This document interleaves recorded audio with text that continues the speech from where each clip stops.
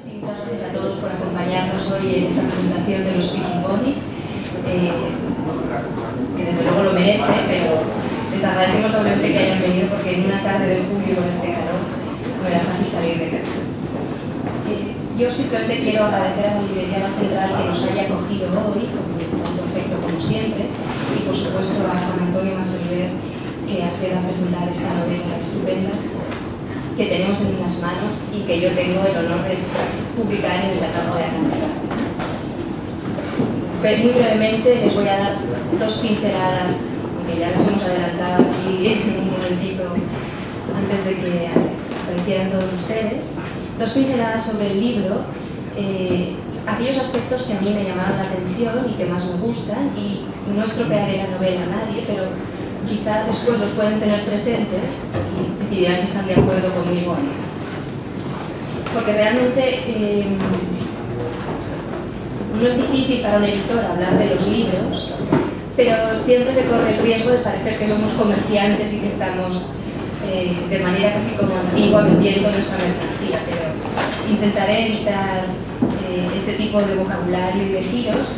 Lo que yo les quiero resaltar hoy fundamentalmente es la voz narrativa tan impresionante que encontramos en los Pisiboni. Una narradora pues, joven, sí, pero muy particular, con un mundo propio interesantísimo que queda profundamente sintetizado en una novela muy cortita, lo cual es muy complicado, y yo que ahora he tenido la suerte de trabajar el que será el próximo libro de Sonia en Acantilado, y estoy leyendo también cosas suyas anteriores, he podido descubrir que todo lo que es Sonia como escritora, incluso como mujer, queda sintetizado y está en semilla en los Pisiboni, y lo va desgranando después a lo largo de su obra posterior, y que espero que siga haciéndolo así.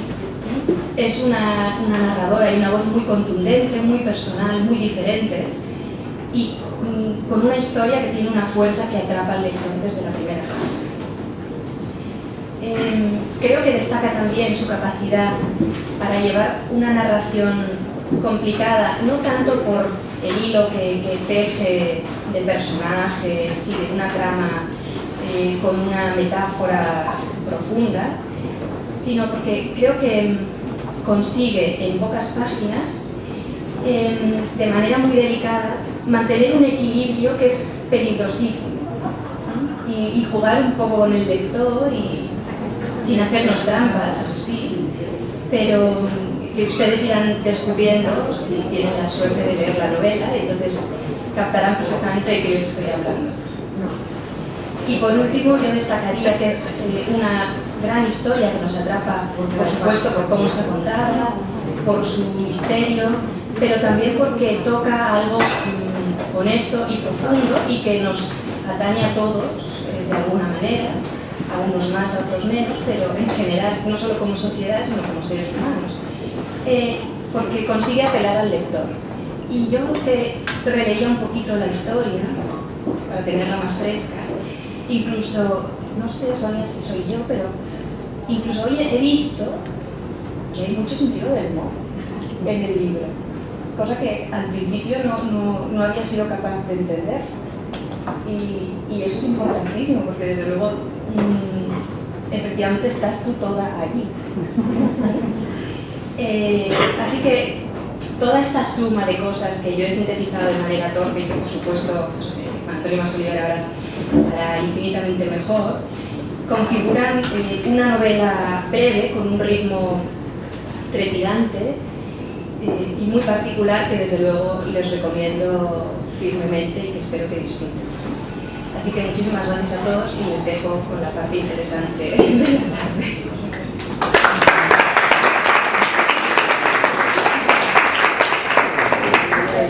Bueno, primero que no lo voy a hacer mucho mejor, no porque no pueda, sino porque no quiero.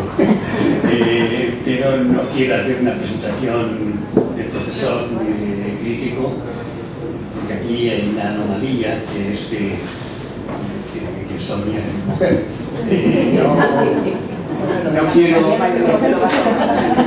No quiero que se me compare con la patética figura de Jean-Paul Sartre y Simone de Beauvoir, ni siquiera con la más digna de Roscio y Martín Gaite, pero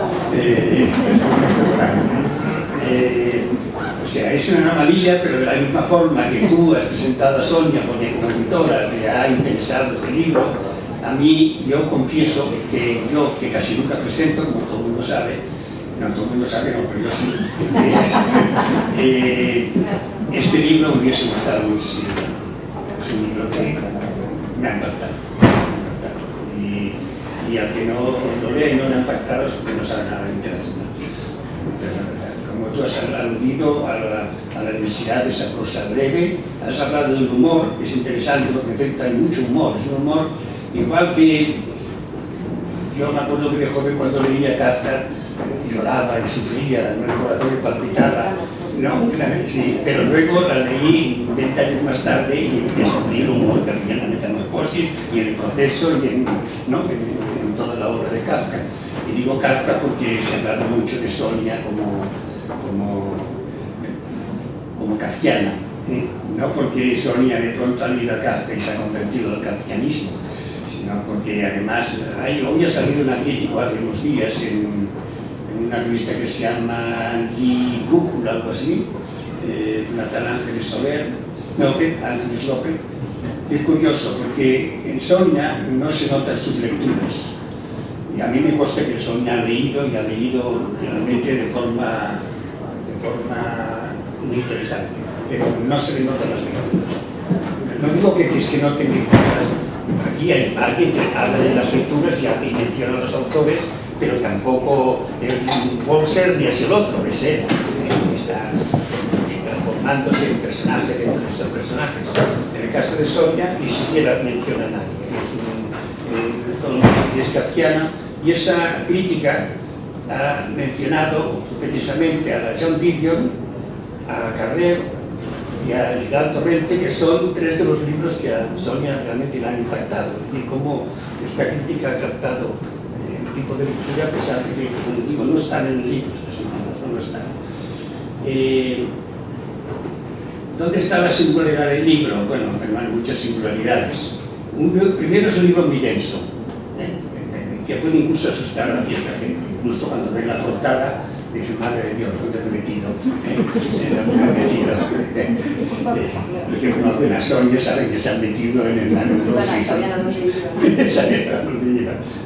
Pero es una densidad que al mismo tiempo es una especie de vacío. Esto es lo curioso. Hay un vacío tremendo, precisamente porque la ambigüedad que hay en los personajes, sobre todo en los Pisingoni. Los Pisingoni nos caen muy bien, pero no hay razones para que nos caigan bien. No hay ninguna razón. Nos caen bien porque los de la Casa del Pueblo nos caen mal. Pero es una familia, curiosamente, muy desavenida. Todo el mundo habla de la influencia de la familia en Sonia. Yo creo que aquí no es muy clara, pero también está. Es una familia muy desavenida y que tienen en común que son familia, pero no saben muy bien la existencia real del padre, ni mucho menos la de la madre. No sabemos si la madre es una prostituta o la madre es amante del superior, que es el tipo más siniestro de la novela.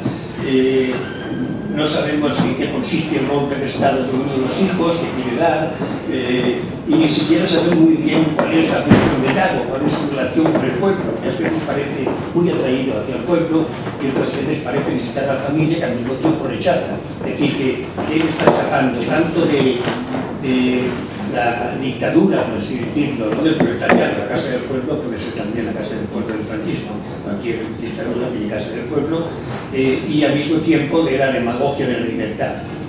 Este señor padre que está hablando siempre de la libertad es casi una imposición tan horrenda como la imposición de las autoridades del ayuntamiento. Como sabéis, no hay casi descripciones del pueblo, para hablar del vacío que crea, esta especie de vacío tremendo, que es también un vacío sentimental de los personajes. Los personajes están perdidos, esto lo sabemos. Los personajes superiores, por así decirlo, esto no tienen ni sentimientos, pero no hay descripción del pueblo, ni de la casa del pueblo, ni de la Casa de la Colina, que solo sabemos que tiene, bueno, que es lo que es esta portada, no sabemos mucho más, que tiene un salón, tiene una sala de lectura, y eso es todo. Y ese vacío es lo que sustituye lo que en las novelas tradicionales es la tensión. Toda novela tiene una tensión, un clímax, un anticlímax. Aquí no hay un desarrollo que pida un final. No lo pide. Lo que interesa es la tensión que está viviendo en cada momento. El lector pide un final. Bueno, el final no lo puedo revelar porque hay muchos críticos españoles que revelan los finales. Porque no son españoles, pero no son críticos. Pero es un final precioso, inesperado, poético, es casi una especie de alivio después de tanta tensión a lo largo de la vida. Exacto, lo que necesita el lector es un premio, una recompensa a tanta tensión. Sí, entonces basta un párrafo para que todo cambie y todo se convierta en magníficamente poético. Bueno, la portada, como veis, una portada muy bien elegida. Yo creo que las últimas portadas de Acantilado, la casa de inspiración, la ventana, que también es una casa, y esta que se impone, son dos grandes aciertos porque son portadas que responden al libro. Tanto el libro, pues el título, los que se imponen caso de extrañeza. El origen es un origen muy claro. Nosotros seguimos caminando por Génova y discutiendo, Génova es uno de nuestros lugares especiales, y discutiendo qué título quería poner, y venga a hablar del título, y al final había una camisería de lujo que ponía Pisimbono. Yo digo, ya está, no es Pisimboni. Y ahí salieron los Pisimboni. Creo que remonta a otra cosa curiosa, que es a los distintos paisajes de Somnia, porque los primeros paisajes, como los enfermos erróneos, claramente es el mundo de Badía, el mundo de la familia, es lo más cercano. Empieza a sumarse a otro mundo, que es el mundo de la burocracia. Ella trabaja en un ayuntamiento, ella ha trabajado en otro ayuntamiento, por lo tanto sabe muy bien lo que es trabajar en ayuntamientos con los grandes políticos españoles, no digamos los locales, y entonces esto también le sirve para la vena incisiva que tiene esa especie de dulzura que veis aquí, tiene una incisividad que es lo que le da una gran fuerza al libro. Bueno, la cuestión es que el mundo familiar se traslada también al mundo italiano, porque Sonia trabajó sobre Juan Ramón Masoliver, que era un crítico humanista que conoció mucho el Rapao, que trabajó con el Rapao. Nosotros hemos viajado a Rapallo para ver la famosa, que era la casa de la Biblioteca Internacional de Rapao. Había como 20 libros, y muchos menos los que tenemos nosotros, sobre Pau y Joyce y toda esa gente.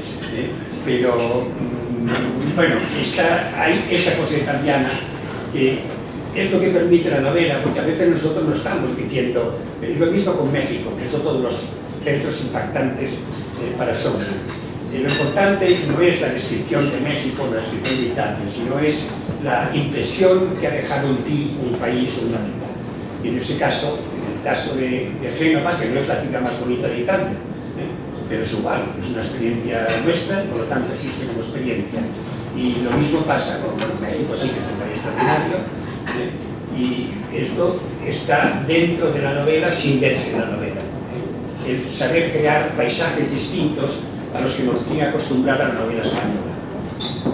Por desgracia son paisajes, el 80% de las veces muy convencionales, aquí en cambio es un paisaje extraño, porque el lector no sabe dónde situarse, no solo porque tampoco los personajes saben dónde situarse, no, sino que es un sitio realmente extraño, como esta especie de castillo kafkiano. Bueno, la portada, como digo, está muy bien elegida, que es el autor de la obra, es un pintor argentino, es un pintor argentino que curiosamente ha sido fotógrafo de retratos, sobre todo de paisajes, y estos paisajes suelen estar siempre sin personas. Aquí lo que tenemos es una especie de cosa inanimada, extraña, que refleja lo que es el espíritu de la novela. Los títulos, todos sabemos que los títulos y las portadas de los libros son la puerta que abre una novela y que no pueden ser nunca arbitrarios. Hay la tentación de poner títulos muy llamativos, pero que no tienen nada que ver con el libro. O poner títulos muy convencionales que tienen demasiado que ver con el libro. En ese caso, son títulos muy extraños, pero que también forma parte de ese background de ella. Los enfermos erróneos son títulos excelentes, es un título precioso. Con solo esto ya vale la pena el libro. Pero pues luego La mujer de Rapallo, ¿por qué la mujer de Rapallo? O el libro que tiene ahora Sandra en la editorial, que es el hombre que se quería Vicente Rojo. Vicente Rojo es un conocido pintor hispano-mexicano, más mexicano que español ahora, pero ¿por qué el hombre que se quería Vicente Rojo? Está dentro de esas cosas de extrañeza que produce todos los libros de Sonia, esta especie de idealidad. Entonces, como digo, los títulos siempre títulos muy acertados y que responden siempre al espíritu de la novela. Es una exigencia de la novela. Y los personajes. Yo me acuerdo que Bart Montalbán me decía a mí: tú siempre hablas de personas en tus libros y tal, pero si tú le gustan personas, la gente se va a olvidar de ellos y se van a olvidar de ti. Y tenía razón. Aquí, en cambio, en el caso de Sonia, son personajes que los que conocemos su mundo sabemos perfectamente quiénes son. Incluso vamos por la calle con un poco de miedo, que sepan que están hablando de ellos.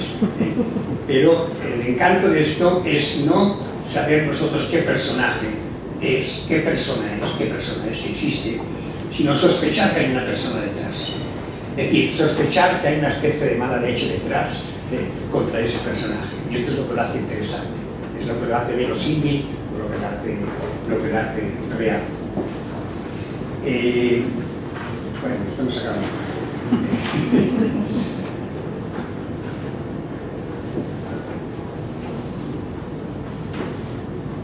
Otra cosa esencial en su literatura es, como he dicho, la ambigüedad.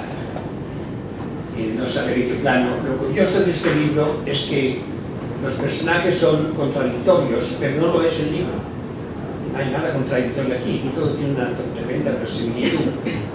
Y se presta a muchas interpretaciones.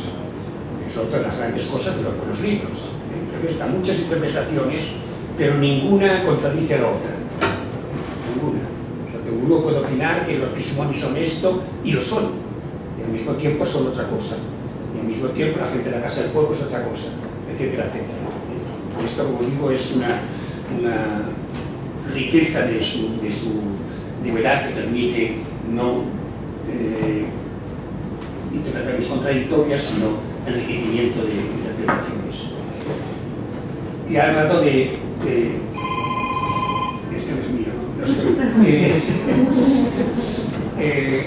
tú has hablado de la lengua de Sonia, que es una cosa que incluso la gente que lee poco lo que no le impresiona y dice: ¿qué bien escribes? Es muy difícil definir qué es escribir bien, pero escribir bien es cautivar, es encontrar una lengua que se adapte a lo que es tú como lector.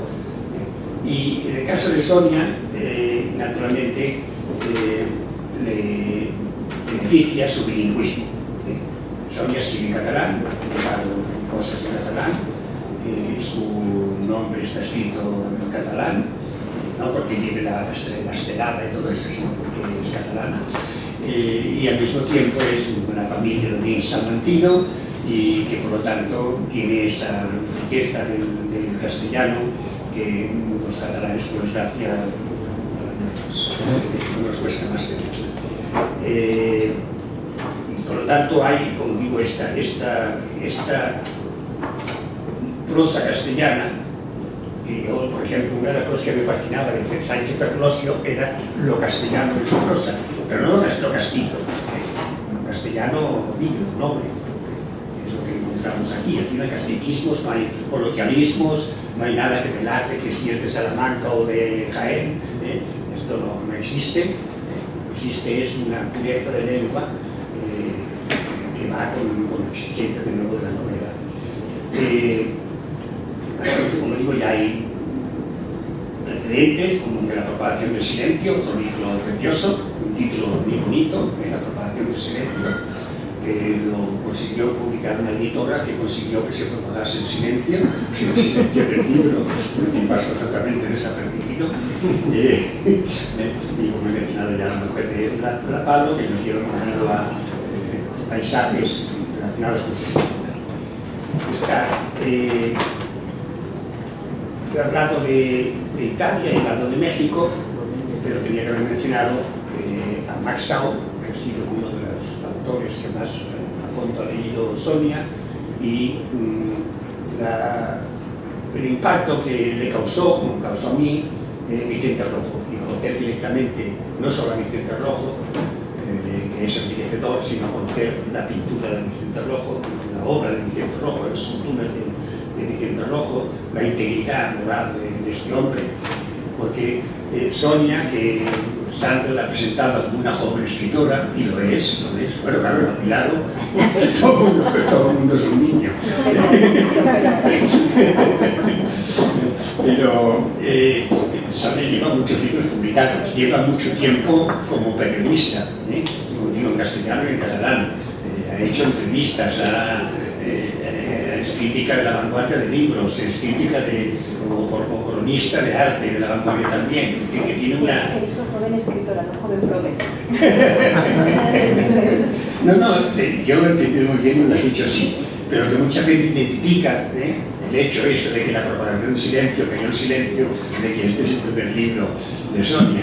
Es un libro extraordinario, y lo digo así abiertamente, es un libro extraordinario. De los libros que más me han impactado, de los que he leído en muchos años.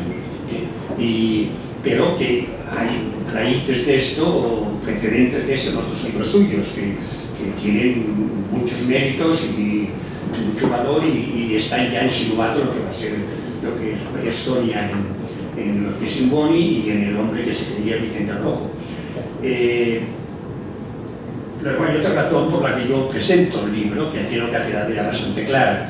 He hablado de los distintos espacios de Sonia, he hablado del mundo familiar de Badía, he hablado de, bueno, cuando digo Badía, o sea, también a Sabadell y a todo el entorno, he hablado del Masnou, que es donde tiene la suerte de trabajar ella, he hablado también de México, de Italia, y también debería hablar de nuestra casa. Nuestra casa, porque nuestra casa, muchas cosas nacen, creo, de la casa, muchas cosas.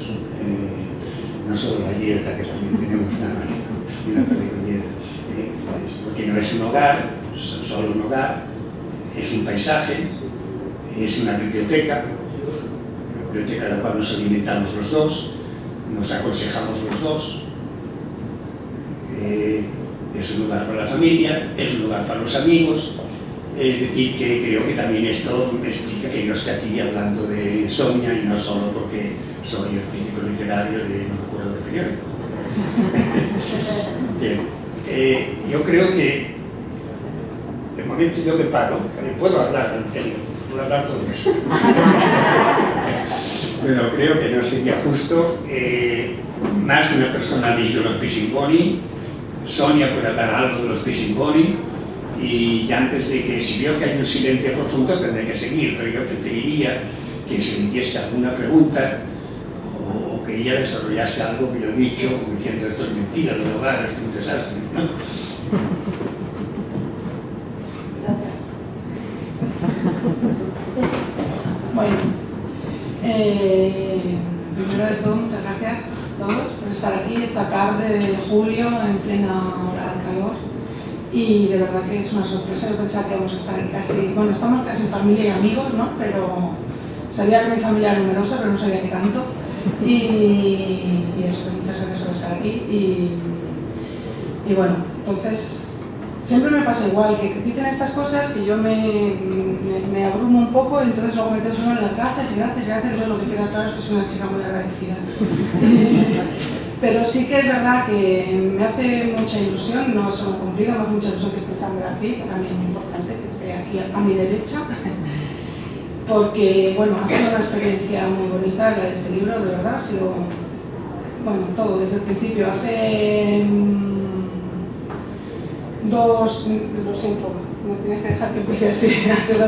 Hace dos años, una tarde así como hoy, que hacía mucho calor, es cuando Jaume Vallcorba me dijo que sí a este libro, y la verdad fue la primera, bueno, el segundo lector, porque el primero fue Juan Antonio Tono, y cuando leyó el manuscrito me dijo: este libro está muy bien.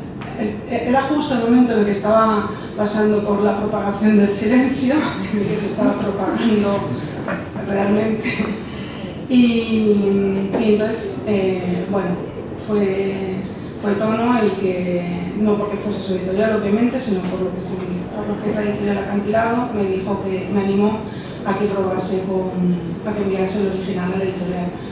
Enseguida, o sea, nada, a los 10 días o así, Jaume Vallcorba me contestó dándome cita para hablar sobre el libro, y fue el segundo lector, y la verdad es que, bueno, me dejó atónita, ¿no?, la lectura que hizo Jaume Vallcorba, porque, bueno, no voy a decir solo que a Tono le encanta todo lo que escribo, ya me gustaría, pero no es cierto, porque es un crítico muy duro con todo el mundo y conmigo más.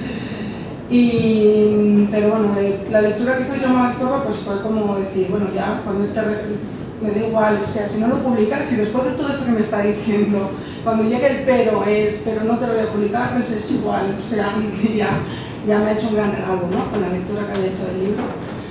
Y luego, pues bueno, pues todo el proceso, la verdad es que ha sido estupendo, trabajar con Sandra, el entusiasmo que puso ella también, y el cuidado, eso, parece un incumplido, pero no lo es, porque cuando se ha pasado por la experiencia de intentar que te publiquen y luego intentar que te publiquen cuando te están publicando, y eso, pues bueno, entonces trabajar también, ver que estaba cuidando también el libro, que lo ha cuidado tanto, que lo ha trabajado tanto, pues ha sido una gozada, ¿no? Cuando Sandra escogió la portada, yo reconozco que a mí me daba un poco de miedo, y Tono me dijo: tú tranquila, porque si normalmente en tus libros la gente no pasa de la página 10, con este no pasan de la portada.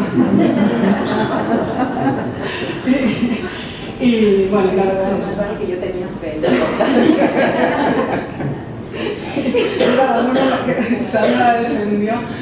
Y bueno, eso, ha sido todo un proceso muy, muy bonito, y luego pues ha seguido también, ¿no?, a medida que la gente lo ha ido leyendo, ha sido una sorpresa, ¿no?, las reacciones de las personas, el entusiasmo que han despertado. Hace poco una persona de la familia que lo está pasando muy mal,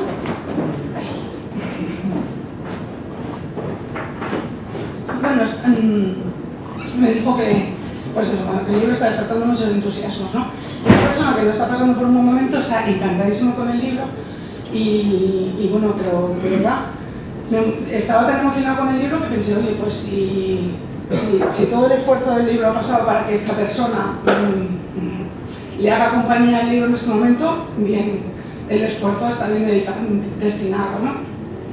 Bueno, perdonad este apunte, ya sabéis todos que soy muy densa escribiendo, muy sensiblona hablando, a las orejas.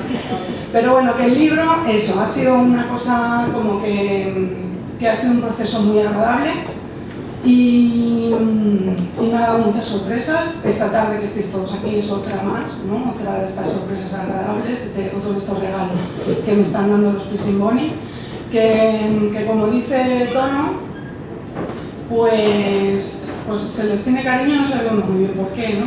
Yo decía Tono que desarrollase algo sobre el libro, no sé muy bien qué desarrollar, porque se han hecho muchas lecturas, mucha gente ha hecho muchas lecturas muy inteligentes por lo que han visto. Esto es como lo de, que es el tópico, ¿no?, que se dice de que los ojos, la belleza está en los ojos del que mira, ¿no? Pues yo sí que veo que mucha gente ha hecho lecturas fantásticas, ¿no?, que ha querido hacer lecturas muy, muy interesantes del libro.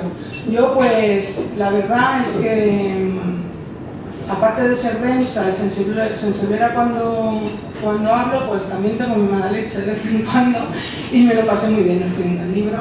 Me lo pasé muy bien porque bueno, para mí eso, como ya me toca trabajar y escribir sobre cosas que no siempre me interesan, que no siempre me gustan, o que no siempre me ayudan a crecer, pues cuando me pongo a escribir, pues sí que me dejo llevar mucho, ¿no? Y escribo sobre lo que realmente me amplía mi universo, mi horizonte. Y Masoliver dice una cosa que a mí me gusta mucho, una cita que dice que escribir es una forma de leer y leer es una forma de escribir, ¿no? Y a mí me gusta mucho porque sí, porque creo que uno cuando va leyendo pues va escogiendo los autores que van en su camino, que le ayudan a crecer, que le ayudan a avanzar en ese camino indagatorio, ¿no? Que es la lectura. Y la escritura, pues supongo que lo que hace es interpretar lo que has leído, ¿no? Y ahí pues lo que decía Tono, que no sé qué significa tampoco, eso que dice que no se nota que he leído tanto, que no sé, ya me lo explicarás mejor. ¿Sí?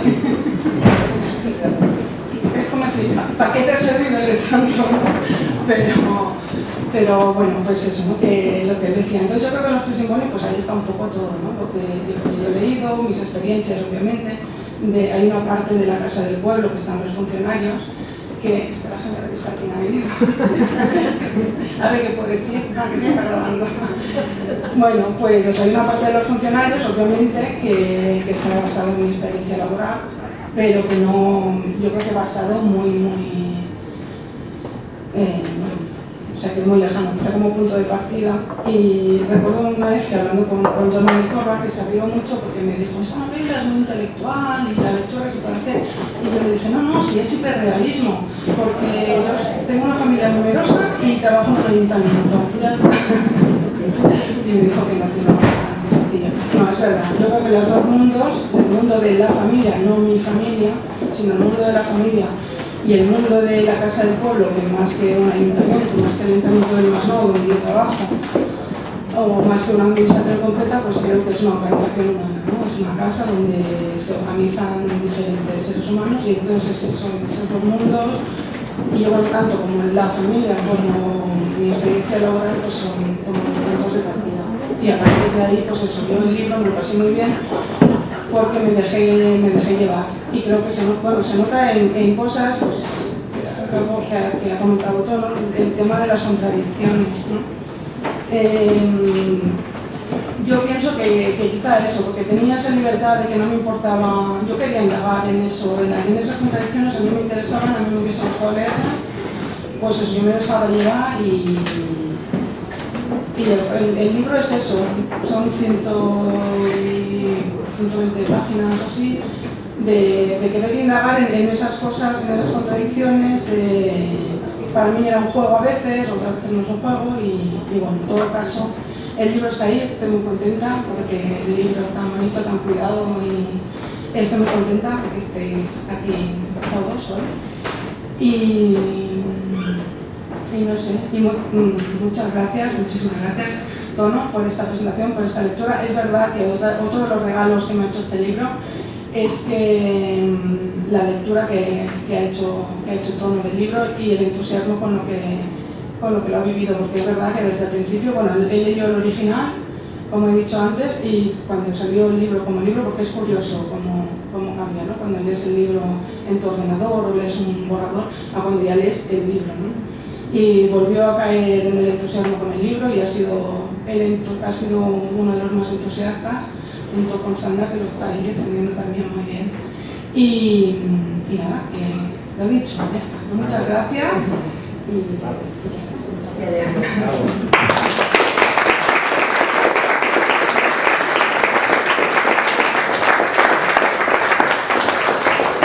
No sé si alguien quiere hacer alguna pregunta, pero solo voy a leer una cosita antes de que el Enrique pregunte, que es en un pasaje, Barbara Jacobs, la escritora americana, nos pidió que escribiésemos una carta que contestamos a una invitación que hacía ella a su hotel, un hotel inventado, en la novela es el Hotel Poe, la dueña del Hotel Poe. Entonces, uno de los textos, de los pasajes de la carta que escribe Sonia es: tú lo sabes, este país nuestro cada vez más poblado por gente magluda. Las relaciones de las personas no son auténticas y hay que saber un complicadísimo código para saber moverse entre ellas y salir ileso. Y este es el complicadísimo código que funciona en los Prisimboni. Yo creo que una de las las buenas novelas son las novelas normales, son las que la segunda lectura A mí me pasó con García Márquez, yo leí Cien años de soledad, me deslumbrado. Luego me tocó enseñarlo en la universidad y ya al tercer año dije, se acabó, maldito Cien años de soledad, que se va al infierno. Y me sacó, nunca vas a ver Cien años de soledad. No permitía una segunda lectura. Y los buenos libros son los que al revés, en la segunda lectura vas descubriendo claves que no habías visto en la primera.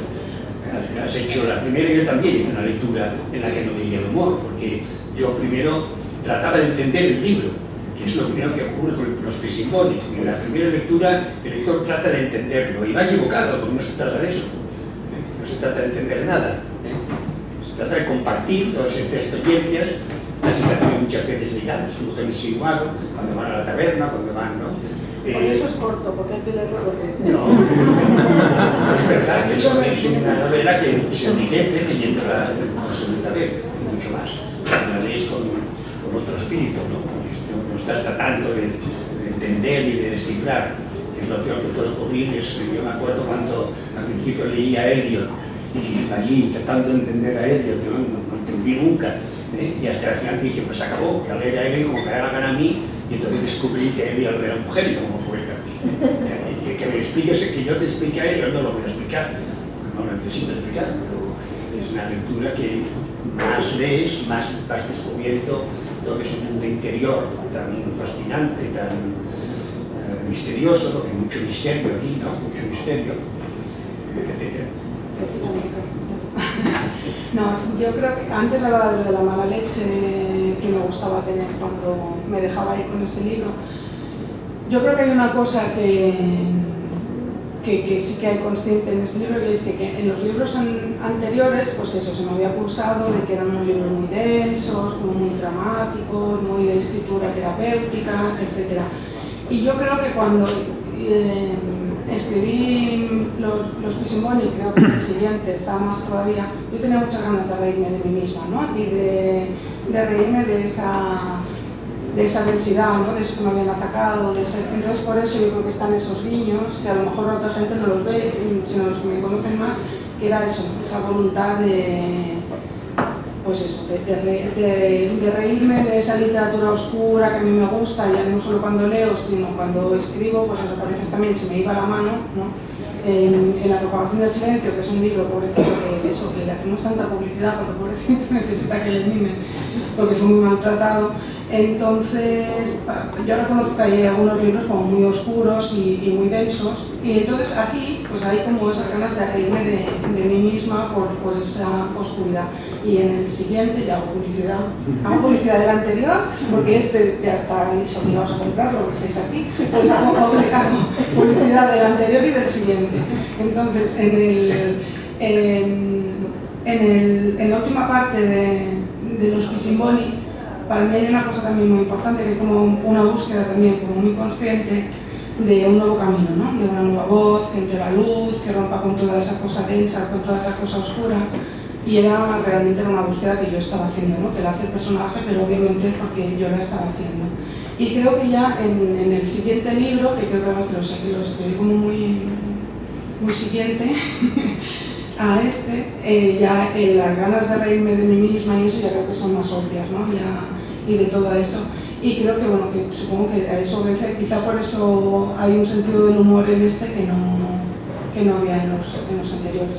Y de todas maneras, cuando me decían que todo eso era muy denso, que faltaba sentido del humor, a mí me dolía, ¿no? Porque yo realmente cuando leo, pues eso, supongo que todos buscas el crecer, el que te ayuden a ampliar tu camino, tu indagación, pero también que pases un buen rato, ¿no? Y aquí tengo el honor de que hay grandísimos escritores que creo que con mucha mala leche y también, pues eso, ¿no? Que hacen gran literatura, pero que tienen ahí su humor también muy particular, ¿no? Y bueno, eso es lo que mi interpretación del humor. No sé si alguien tiene alguna pregunta o... Moderador. No moderar nada, no, todo es muy moderado. No es obligatorio hacer preguntas. No, pues... Muchas gracias.